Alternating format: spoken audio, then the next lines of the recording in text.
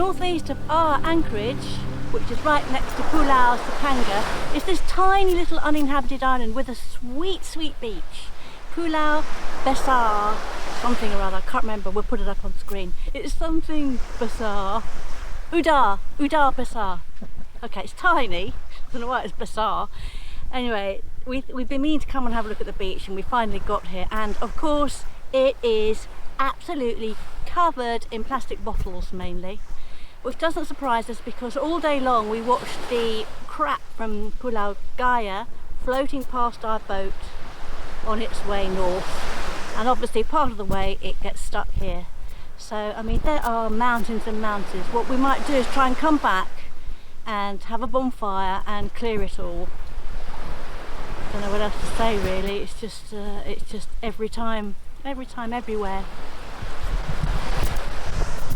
The other thing I said to Liz is that there is a naval base just over there. It's a big naval base. Now if I was the commander of the Navy, can you have commanders in the Navy? I think that's right. I'd be getting the troops over here. Are they troops? They're not troops. You know what I mean.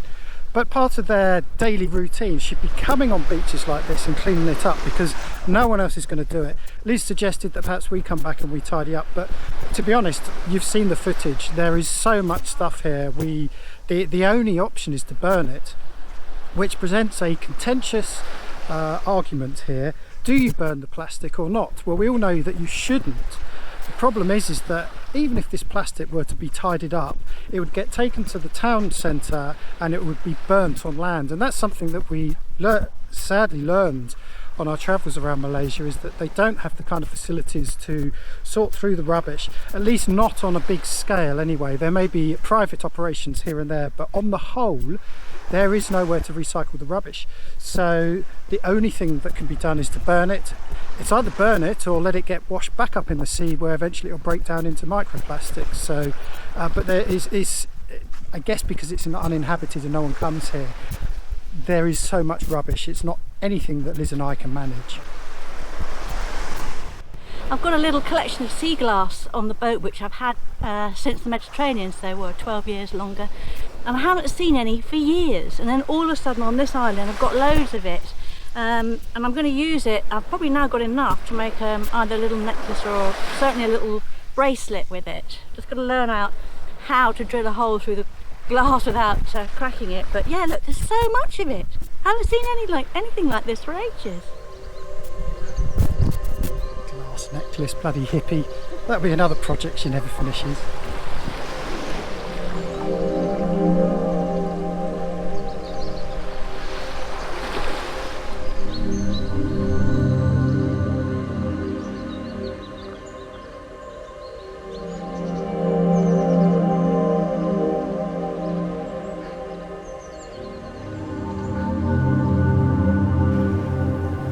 Realised we haven't done any vlogging, and we're halfway down the coast already, and that is because it has been truly boring. Nothing has happened. No, nothing at all. We've been up and down this coast, this particular stretch of water, so many times, and this is probably the least eventful of all. Yes, normally we see fishermen. Yeah. And there's not even that. No. There's no fishermen out at all, which is surprising because they're just starting to lift lockdown, which is good. But maybe they know something, because I've had 2 lines out the whole way. Nothing. The most exciting thing that's happened is this. Past one of those and there's 2 more, 3 identical ships at anchor. The good thing is that it's indicative of the fact that Malaysia is starting slowly to open up. I mean, international ports are still closed, you still can't fly here.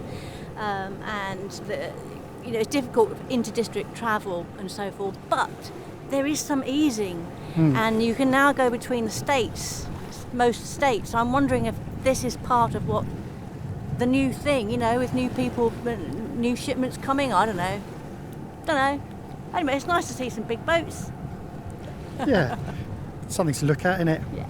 Better than looking at you anyway. Yeah, that's for sure. Okay, I just thought we might try and sail this last bit because it felt like there was a bit of wind, but actually there's only 6 knots of wind.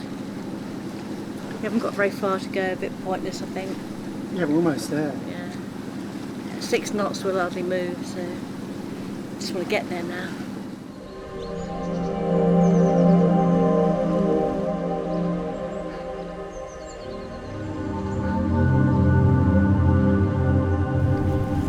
having just spent 2 days at that anchorage where nothing happened except sitting out a humongous squall which lasted for 2 days, we're now going to head back to the marina because district lockdown is being lifted and we fancy another trip inland. So what we're going to do this time is actually we're going to go around through the town, which is something I've mentioned previously but we haven't done before. It's a little bit confusing because if you look at Navionics it shows a dredged channel which you would think is the channel that all the local traffic uses to get through the reef. Well, that's not the case. I think the channel they use is different. It's not marked on Navionics, it just shows shallow reef and rocks. So fortunately we've got Sharon and Lindsay have done this many times and we're just going to follow behind them. Mind you, the last time we followed them they ran aground, didn't they? So now we trust them, they know what they're doing, so that's what we're going to do. And just taking in the beautiful view of Mount Kinabalu underneath the sun. This is the closest we've been to a town, or actually a city. This is Kota Kinabalu for years. We're just saying it feels a bit like coming into Jakarta being this close. So yeah, although it's just a little journey back to the marina, this is quite exciting, quite enjoying this. Are you, Jamie? It's pretty busy here. It's the morning rush hour traffic, all the villagers coming over from the Kampung on Gaia Island coming into town through their morning commute, and of course all the fishermen are tied up here, and the first thing you notice is the stench. Oh god, that's the fish market, obviously. Yeah, surrounded by fishing boats. These are tugs. Then you've got fishing boats all parked up here. This is actually a really good spot for anchoring, but we don't use it because there's nowhere to take the dinghy ashore, unfortunately. One of our friends, Charlie, is anchored up here somewhere. So Charlie, if you're watching, hi, just passing through.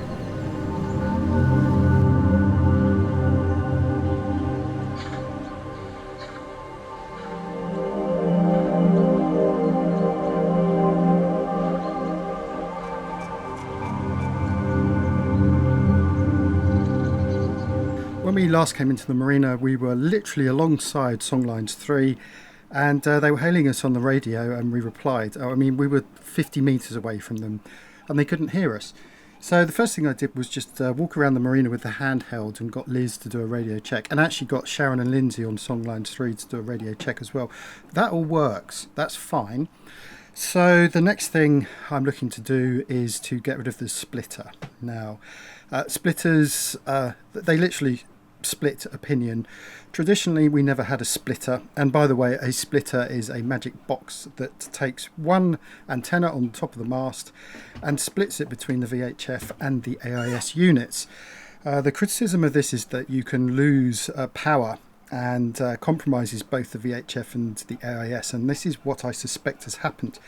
Having said that, we were told that this splitter is boosted, so it shouldn't have any loss at all, but I think we clearly have, because before we put the splitter in we had very good VHF and AIS signals using independent antennas. So I knew that somewhere in this maze of cabling down here was the old antenna for the AIS, and I've found it. I've just plugged it in and I've checked, and sure enough some AIS targets are appearing.